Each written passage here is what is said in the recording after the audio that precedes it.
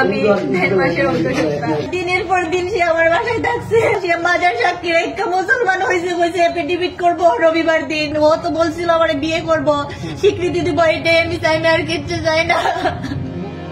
এমন জোরালো আর্জি নিয়ে প্রেমিকের বাড়িতে হাজির হয়েছেন এই মুসলিম গৃহবধূ।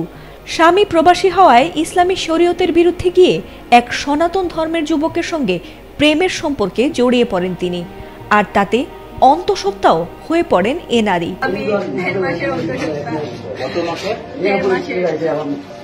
এমন ঘটনার পরিণতিতে বিয়ের দাবিতে প্রেমিকের বাড়িতে অনশনে বসেছেন তিনি। আর এই ঘটনা জানাজানি হতেই এলাকায় দেখা দিয়েছে ব্যাপক চাঞ্চল্য। এই ঘটনাটির ভিডিও ভাইরাল হয়েছে সামাজিক মাধ্যমগুলোতে। চাঞ্চল্যকর এই ঘটনাটি ঘটেছে হবিগঞ্জের চুনারুঘাট পৌর শহরে। শনিবার দুপুর থেকে শ্রীগুরু শিল্পালয়ের মালিক গোপাল চন্দ্র দেবের ছেলে বাসুদেবের বাড়িতে অনশন শুরু করেছিলেন রানীগাঁও ইউনিয়নের মার্জিয়া আক্তার। জানা গেছে মার্জিয়া এক সন্তানের জননী, অন্যদিকে বাসুদেবও এক সন্তানের জনক।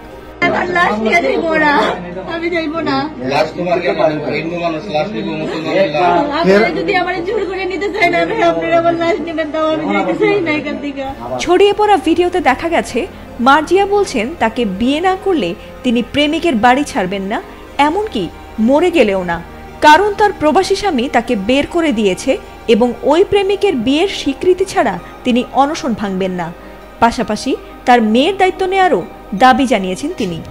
আমার বাচ্চার দায়িত্ব নেবো, আমার নিব, কারণ ও তো বলছিল আমার বিয়ে করবো, স্বীকৃতি দিব, এটাই আমি চাই না, আর কিচ্ছু চাই না। মার্জিয়া অভিযোগ করে বলেছেন বাসুদেব প্রথমে স্বর্ণের আংটি তৈরির অজুহাতে তার সঙ্গে যোগাযোগ করেন, পরে নিজের প্রকৃত পরিচয় গোপন রেখে ফেসবুক ও মোবাইলে ঘনিষ্ঠতা বাড়ান। প্রায় 3 বছর ধরে প্রবাসী স্বামীর অগোচরে প্রেমের সম্পর্কে ছিলেন তারা, কিন্তু সম্প্রতি বিয়েতে অস্বীকৃতি জানালে ক্ষোভে দুঃখে প্রেমিকের বাড়িতে গিয়েই অনশন শুরু করেন মার্জিয়া। আর এই ঘটনার পর থেকে বাসুদেবও পলাতক রয়েছেন।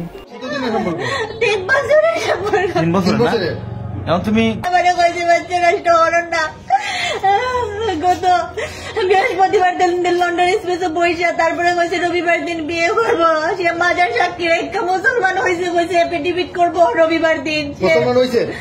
মুসলমান হয়েছে, কইছে কসম কাটতে যে আমি হয়েছি, আর দিনের পর দিন সে আমার বাসায় থাকছে। জানা গেছে শনিবার গভীর রাত পর্যন্ত প্রেমিকের বাড়িতেই অবস্থান করেছিলেন মার্জিয়া আক্তার।